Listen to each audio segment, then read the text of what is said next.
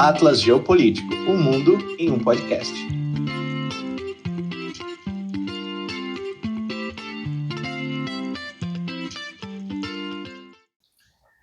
Fala, Matheus. Fala, pessoal. Hoje a gente vai falar então sobre um tema que vem batendo na nossa porta, né? Pedidos no Instagram, no TikTok, aí falem sobre a Venezuela, mas a questão é, será que as pessoas realmente sabem o que está acontecendo na Venezuela, professor Matheus? Boa noite, boa tarde, bom dia a todos ao nosso episódio 007. E é isso, nós vamos falar sobre a Venezuela e a relação com os Estados Unidos, a relação com o Brasil, por que não, e do que realmente está acontecendo na Venezuela. Eu acho que muita gente fala de Venezuela, mas não tem muita noção do que está acontecendo ali nessa região caribenha, tão próxima de nós. E eu quero que você já comece falando sobre a quantidade, a enxurrada de notícias sobre a Venezuela.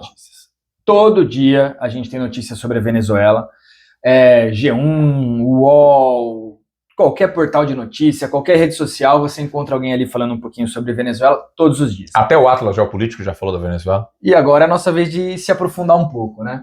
Então, a gente tem aqui notícias de vários portais, então, por exemplo, aqui no slide que a gente está mostrando tem do DW, do UOL, da BBC, Valor Econômico, vários portais de diferentes linhas editoriais, mas trazendo coisas sempre sobre uma mesma complexidade conflituosa da Venezuela.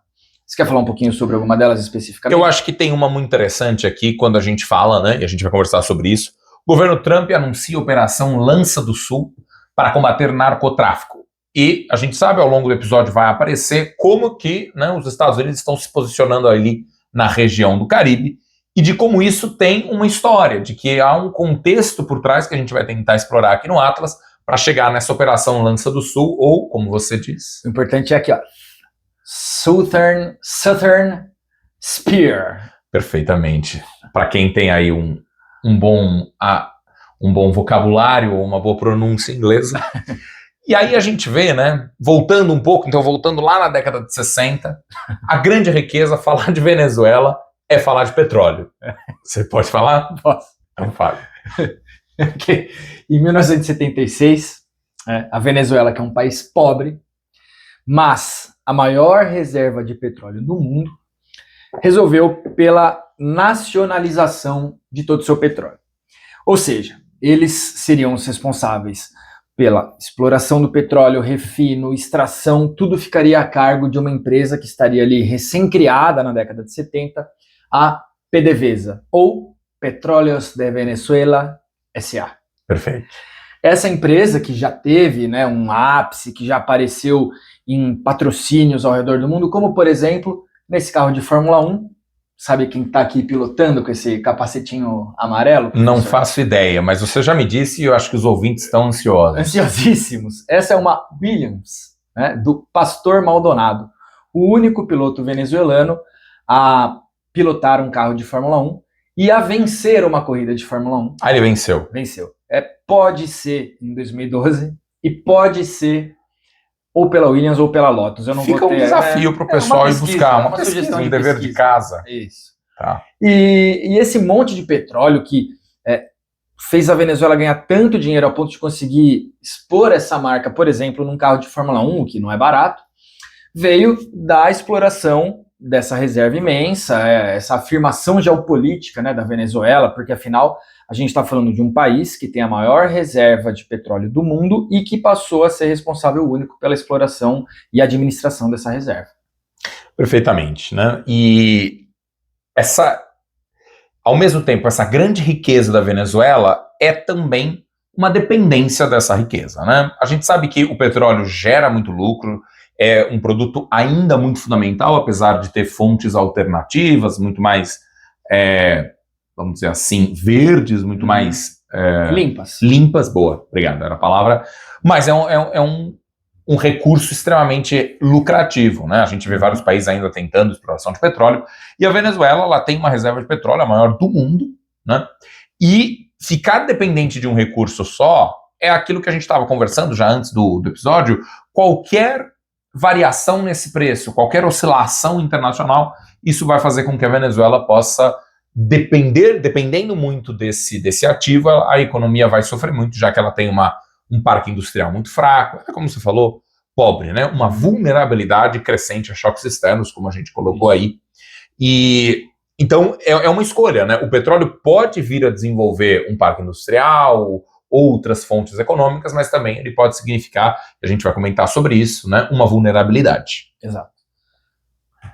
Então, acho que seguindo um pouco, né? E aproveito também para convidar nossos ouvintes a escutar a gente em vários canais, porque a gente está onde? A gente está no Spotify, a gente está no YouTube, com a opção de vídeo nos dois. Perfeitamente. Importante lembrar disso. Claro, relembramos também que dirigindo nem sempre é uma boa ideia ativar um vídeo, mas no Spotify e no YouTube especialmente esse episódio, e com participações mais curtas no Instagram, no TikTok, e aí. Siga a gente, comente, curta e divulgue, compartilhe com todo mundo, com amigos, inimigos. E aí a gente vê talvez aqui nessa foto a figura mais famosa da história da Venezuela, que é Hugo Chávez. Então, fala um pouquinho de como foi Hugo Chávez e aí eu comento um pouco da ideologia dele. Hugo Chávez, ele tentou chegar ao poder na Venezuela, inicialmente dando um golpe, né? Ele sempre teve a fidelidade das tropas, das Forças Armadas, então ele teve apoio nessa tentativa de golpe, não conseguiu concretizar esse golpe e ficou preso por 2 anos. Uhum.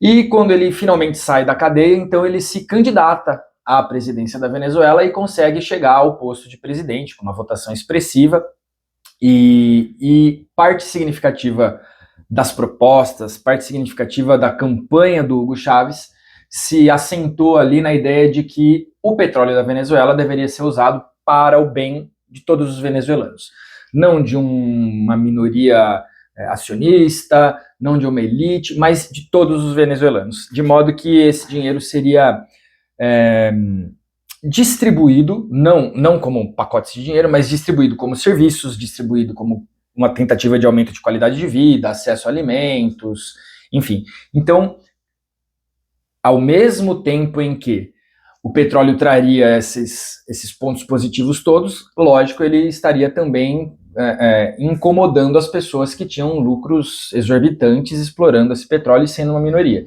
Então, imediatamente, você já cria uma polarização entre uma maioria Sim. pobre interessada nessa política e uma minoria da elite desinteressada e contrária a essa política do Chávez. E essa política, né, que cria um colchão social, vamos dizer assim, você pode distribuir renda, serviços públicos, políticas públicas que vão render ao Chávez um amplo apoio na Venezuela, logo no início, ele vai dar uma pitada de política internacional, de uma nova ideia que ele vai chamar de bolivarianismo, né? Por isso a Revolução Bolivariana.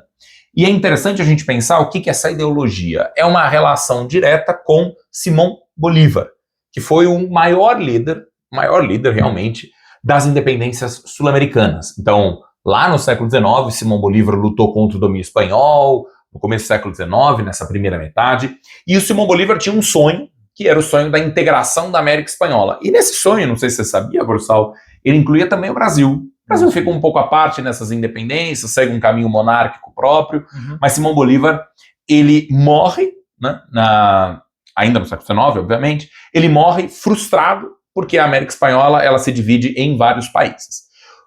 Venezuela, Equador, Bolívia, Peru, o sonho dele era uma América unida, uma América hispânica unida. Uhum. E o que faz Hugo Chávez? Ele busca revitalizar, ressuscitar essa ideia do bolivarianismo, defendendo uma união da América Latina, né? E essa América Latina, é bom dizer, não inclui os Estados Unidos, né? Defendendo uma nova forma de socialismo, e esse socialismo seria uma democracia participativa, com ampla força do governo, com amplo apoio do governo e uma centralização do poder. Isso baseado num apoio das Forças Armadas e num apoio da população mais pobre por conta desse colchão social, dessas políticas públicas. E o bolivarianismo vai ser visto com extrema cautela e depois vai ser visto como uma ameaça muito grande aos Estados Unidos, como a gente vai falar um pouco mais para frente. Né? Talvez eu esteja cometendo um deslize histórico imperdoável, e aí você vai me corrigir, mas seria Simón Bolívar um dos libertadores da América? Sim. Sim. Simón Bolívar, San Martín, O'Higgins, que fazem, né, o campeonato Libertadores da América, que terminou agora há pouco, né? Com a vitória de um grande time. Não terminou de um jeito indesejável para mim, não terminou. Bom, e aí tivemos, né, um golpe contra o Hugo Chávez, contra né? o Hugo Chávez. Pode. Ele que havia tentado o golpe, não conseguiu e mais tarde se elegeu legitimamente, ele sofre um golpe. Então, o que aconteceu foi que setores da sociedade venezuelana, né, claro, a elite é muito poderosa, ela domina a mídia, e isso permite a essa elite que estava descontente com a nova forma de administração do petróleo, permite que essa elite chegue às maiorias, à população mais pobre, através de canais de televisão e de rádio, e aos poucos consiga trazer parte dessa população para apoiar o seu interesse, que era tirar o Chávez do poder. E isso acontece, em grande parte, por intermédio, por trabalho realizado por essa figura aqui, o Pedro Carmona. Pedro Carmona é quem vai ocupar a cadeira do Chávez durante o período em que Chávez de fato sofre esse golpe. Esse golpe, ele também acontece com a ajuda de partes das Forças Armadas, e eu acho que ele só não durou mais porque a outra parte das Forças Armadas permaneceu leal ao Chávez e desvendou todo esse processo que estava acontecendo, trouxe ele de volta, mas o Pedro Carmona vai ocupar então a cadeira do Chávez durante 47 horas, que é o período em que Chávez é sequestrado e tirado do poder. Qual é, talvez, o maior erro de Pedro Carmona nesse processo que aparentemente daria certo? Pedro Carmona causa uma ruptura constitucional. Ele dissolve as estruturas do governo, e isso vai fazendo com que a população imediatamente comece a olhar com certa desconfiança e volta a haver uma manifestação popular nas ruas, só que agora contrárias à figura do Pedro Carmona. E nesse contexto em que Pedro Carmona não estava recebendo o apoio popular que esperava, mesmo tendo o domínio das mídias, e parte do exército, parte das Forças Armadas terem se mantido fiéis ao Chávez, fizeram com que ele voltasse ao poder mais tarde. Perfeitamente. E ele volta ao poder, né? Nós temos inclusive um documentário muito interessante para quem quiser ver. A Revolução Não Será Televisionada, que é um documentário sobre esse golpe, sobre o chavismo, né? O chavismo vira um termo, né, ligado ao bolivarianismo.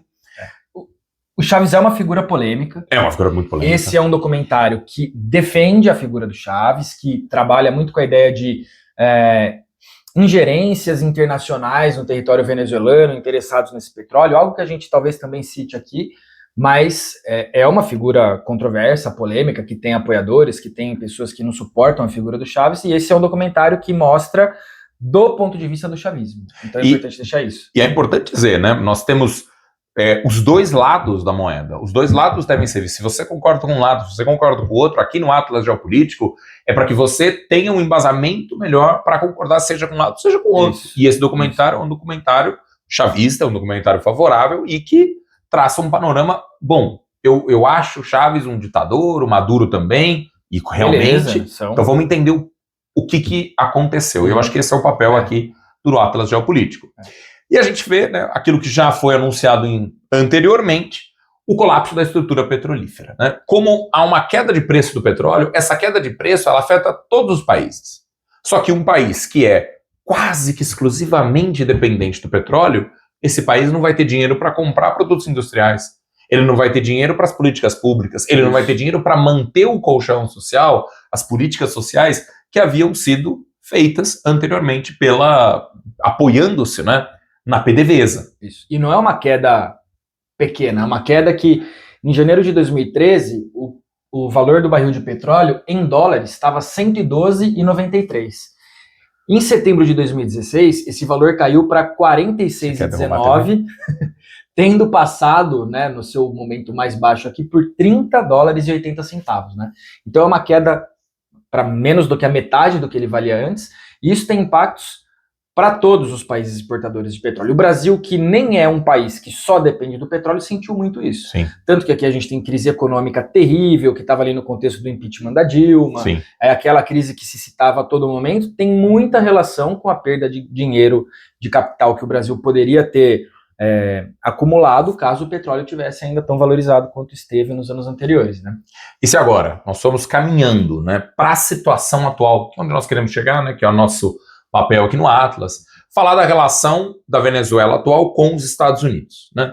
Em 2015, os Estados Unidos, ainda no governo Obama, não é isso? Isso. declara que a Venezuela é uma ameaça à segurança dos Estados Unidos. Violação de direitos humanos, repressão, corrupção de alto escalão, governo autoritário, violação da democracia, os Estados Unidos como defensores da democracia Sempre na América. E aí, caminhando para sanções a PDVs, embargos econômicos, até que em 2019 essas sanções são totais. E isso vai gerar uma enorme crise na Venezuela, uma crise que se esparrama para o Brasil com inúmeros refugiados que começam a vir para o Brasil em busca de melhores condições de vida, uma economia que, e aí um erro venezuelano, que dependia totalmente do petróleo. Se você não escoa petróleo, você não tem onde investir, você não tem dinheiro entrando, você tem uma ausência de dólares. Uma ausência de dólares na economia venezuelana significa uma impossibilidade de comprar, e como a Venezuela não produz, você tem uma crise estrutural na Venezuela. A gente vê aqui, né, atraso de 4 meses na entrega de vacinas, bloqueio de 300 mil doses de insulina, 3 milhões de postos de trabalho. É uma das maiores catástrofes econômicas, se não a maior do século XX, é essa queda venezuelana. A Venezuela, antes desse processo, ela tinha, por exemplo, a gente já falou um pouco sobre IDH aqui no Atlas, ela tinha um IDH maior do que o Brasil. Exatamente. E hoje a gente sabe o que é a qualidade de vida na Venezuela, né? Então é uma queda realmente gritante. Essa queda tá ali com um pé bastante firme nas sanções impostas pelos Estados Unidos. É claro, você falou, tem um monte de erro na política interna, falta tem um de monte de erro de planejamento, mas é uma queda que merece nossa atenção. E aqui a gente fala, né, sobre as sanções, a PDVSA totalmente embargada, incapaz de participar do mercado internacional. Tudo isso faz também com que aquelas cenas que a gente vê da Venezuela e atribui exclusivamente ao governo venezuelano, muitas vezes, de mercados completamente desabastecidos, e as pessoas falam, pô, na Venezuela as pessoas não têm nem papel higiênico, não tem mesmo.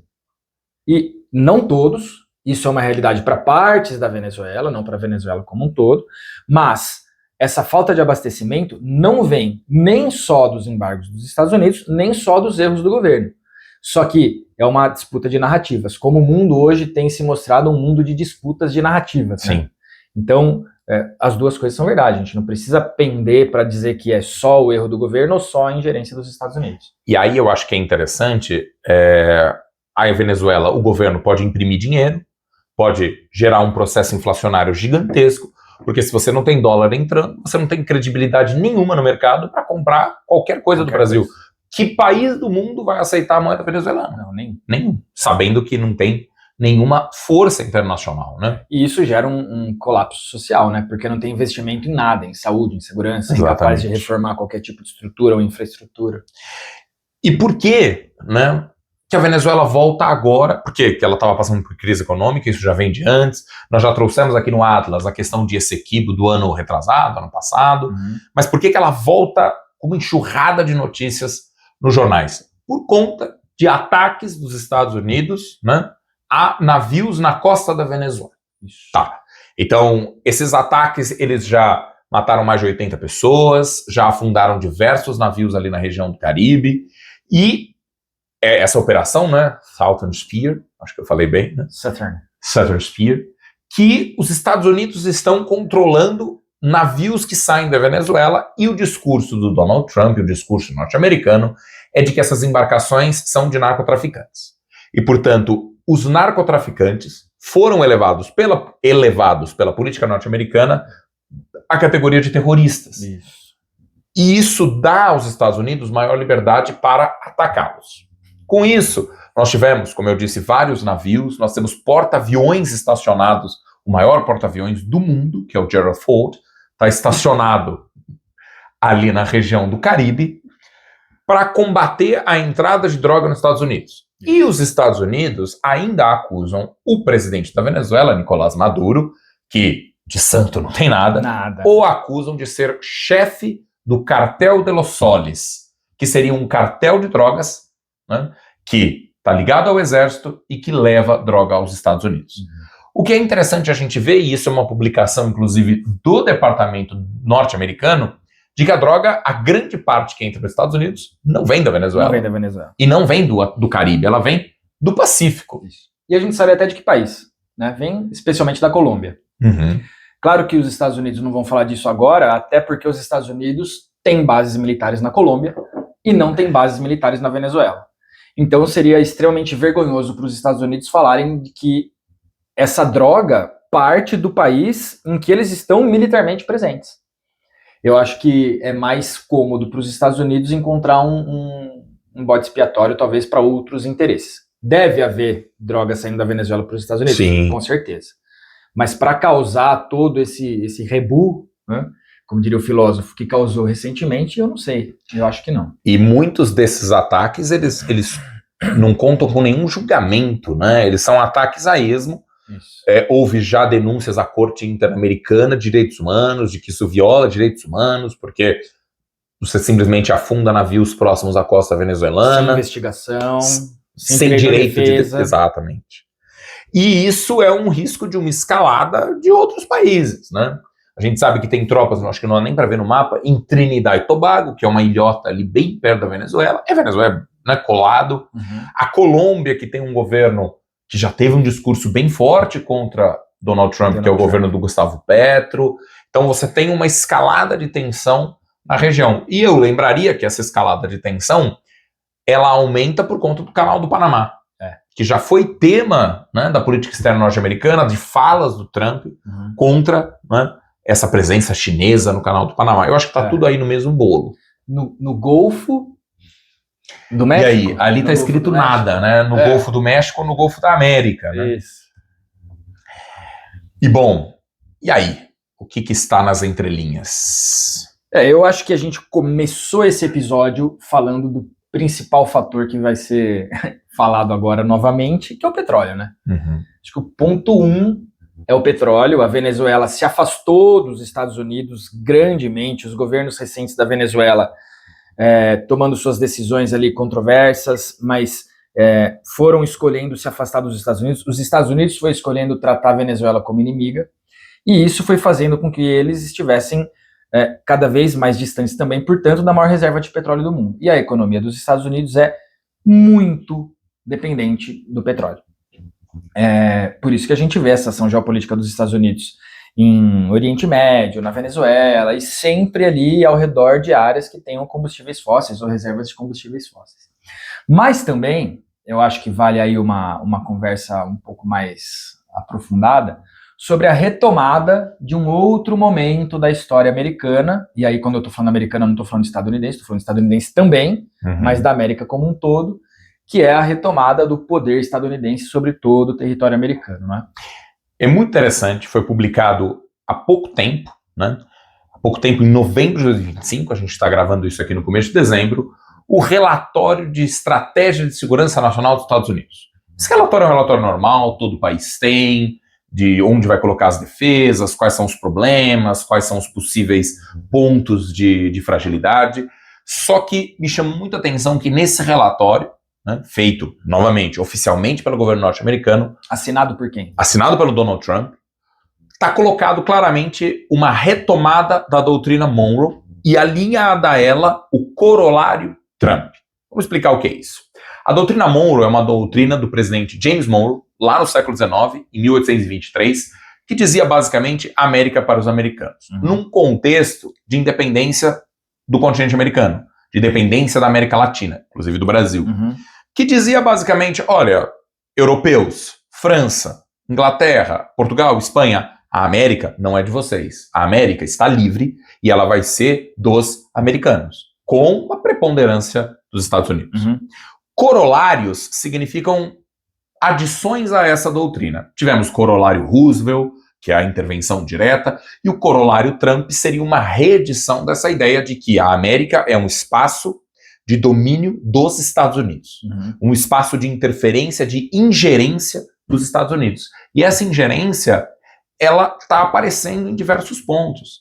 Então, quando a gente fala que os Estados Unidos estão combatendo o narcotráfico, que os Estados Unidos estão combatendo o envio de drogas para o seu país, estão também colocando uma presença no Caribe, uma presença na América, tentando dar um recado à China de que aqui é o nosso quintal, de aqui é o nosso espaço de influência, de que aqui a cultura, a economia norte-americanas vão ser preponderantes.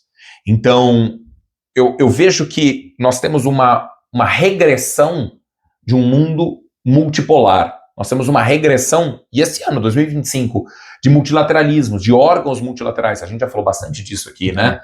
ONU, COP, estão descreditados. E no lugar surgem pontos, não vou dizer imperialistas, mas pontos centrais. China, Rússia e Estados Unidos. Estão dando as cartas do mundo, e os Estados Unidos parecem ter mudado bastante o discurso de governos anteriores, de multilateralismo, de globalização, de ouvir o país em desenvolvimento. Não, quem manda aqui, e principalmente na América, somos nós.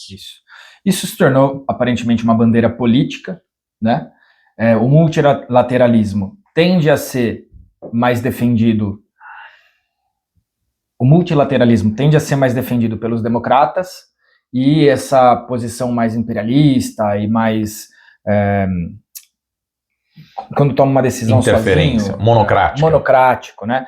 Tende a ser mais defendido pelos republicanos. O que eu não sei até que ponto isso é bom ou não, porque isso deveria ser muito mais uma leitura do mundo do que uma leitura enviesada do mundo, mas também, ao mesmo tempo, eu não sei se existe uma leitura mais neutra ou não. De qualquer forma, nós percebemos, sim, esse aumento do tensionar das relações por parte dos Estados Unidos, e isso, com certeza, pode influenciar, inclusive, o Brasil, né? A gente já usou esse exemplo, mas eu acho que ele nunca é excessivo. Hoje você anda pela rua e você vê quase tantos carros chineses, se não mais, do que carros estadunidenses andando pelas ruas do Brasil. E é isso que os Estados Unidos não querem. Exatamente. Os Estados Unidos estão percebendo o avanço da China, o avanço da economia indiana. É um alarme aos Estados Unidos. Né? Opa, peraí. Né? A gente não pode ter o canal do Panamá com presença chinesa. Nós não podemos ter o Brasil povoado de, né, a BYD abrindo fábrica, ou mesmo quaisquer outro países, né, a China abrindo um porto no Peru. Quer dizer, isso incomoda, né, porque aqui na América, quem manda somos nós. Né? Isso. E você falou bem, BYD abrindo fábrica, em 18 ou 19, se não me engano, a Ford anunciando o fechamento das atividades. Pronto. Isso é indício do que ele quer combater, né? E acho que a gente pode, né, deu uma travadinha, perceber como esse impacto não é só na Venezuela, né? Esses impactos aparecem no Brasil, com 500 mil venezuelanos vindo para o Brasil, vindo para ali a região, né, no norte do país, que não tem uma estrutura para receber tudo isso, e de como isso, uma questão geopolítica regional, acaba afetando, e eu acho que isso a gente faz bastante aqui, né, uma visão mais global das coisas. Isso, não é um impacto pontual, é um impacto sistêmico. O Brasil, por exemplo, recebendo inúmeros venezuelanos, vai investir parte do seu capital na recepção desses venezuelanos e no cuidado desses venezuelanos, que tem que ser cuidados mesmo, são refugiados e precisam de uma atenção mais carinhosa. Lembrando que refugiados nunca escolhem, mas eles são obrigados a deixar o seu lugar. E esse capital que ali estiver não estará em outra coisa, e isso diminui a capacidade comercial do Brasil, talvez o impacto não seja assim tão grande, mas isso vai gerar então diferença no vendedor que está fornecendo algo para o Brasil e uma coisa você tem uma cascata, né? Exato. Mas para terminarmos, né? Talvez o ponto mais delicado dessa cirurgia na América Latina aqui seja esse. As pessoas querem encontrar um culpado. As pessoas querem encontrar um herói. As pessoas parecem precisar disso. Quem vai nos salvar do problema? Ou quem é que nos enfiou num buraco? Quem é que vai salvar a Venezuela? Quem é que enfiou a Venezuela nesse buraco? Nesse caso, a complexidade é maior do que essa narrativa unilateral. Eu acredito que não há possibilidade da gente chegar e dizer, não, tá aqui, esse aqui é o culpado único. Mas os dois atores principais nesse processo todo são um acúmulo, eu diria um acúmulo de erros dos governos recentes da Venezuela, com destaque para o Nicolás Maduro, que tem evidentemente ali manipulado eleições, imposto vontades e cometido erros econômicos gravíssimos. Foi uma das eleições mais, talvez absurdas, a mais absurda da história, né? Foi denunciada pelo mundo inteiro. Então ele se mantém no poder não tendo mais o apoio que ele já teve. Isso. Agora, então ele mantém uma situação da Venezuela muito por uma coisa individual dele. Pessoal dele. Um ditador, que, Autoritário. agora, até que ponto os Estados Unidos têm que interferir para tirar um ditador dali? Exato. Quem deu aos Estados Unidos esse direito? Né? Afinal, se a gente quer falar de petróleo e ditadura, a gente poderia, por que não, trazer aqui uma Arábia Saudita? É uma provocação. Na Venezuela vamos intervir porque é uma ditadura, mas na Arábia Saudita não interviremos, mesmo sendo uma ditadura. Porque é uma ditadura amiga. Exato. Né? E não se afastou da gente ao longo dos anos. Então os Estados Unidos também é responsável, né? Também é um pouco vilão aí nesse sentido, porque também gerou essas sanções ao petróleo, ao mercado venezuelano, embargou a Venezuela, impediu o abastecimento. Então é necessário ver como uma questão complexa e de várias raízes, várias origens, e a gente não pode deixar de destacar, está aqui até um pouco mais em destaque de fato, que o povo venezuelano sofre muito nesse processo. Sim. Todos os segmentos sofrem nesse processo, há autoritarismo doméstico, há interferência externa e as coisas precisam se alinhar de alguma forma. Enquanto isso não acontecer, enquanto não houver o respeito às vontades democráticas venezuelanas, seja internas ou externas, ou externo esse respeito, a tendência é que as coisas não melhorem.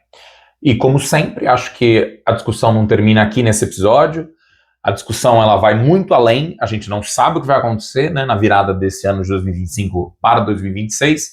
E como sempre, agradecemos a parceria da Contact Eventos, que nos fornece um equipamento que nos deixa muito mais modernos. E agradecemos aos nossos ouvintes. Curtam, compartilhem, comentem, engajem-se na discussão. Isso. A discussão não acaba agora, mas ela continua nos comentários. Exatamente. Né? E é isso. Você vai? Atlas Geopolítico. O mundo em um podcast.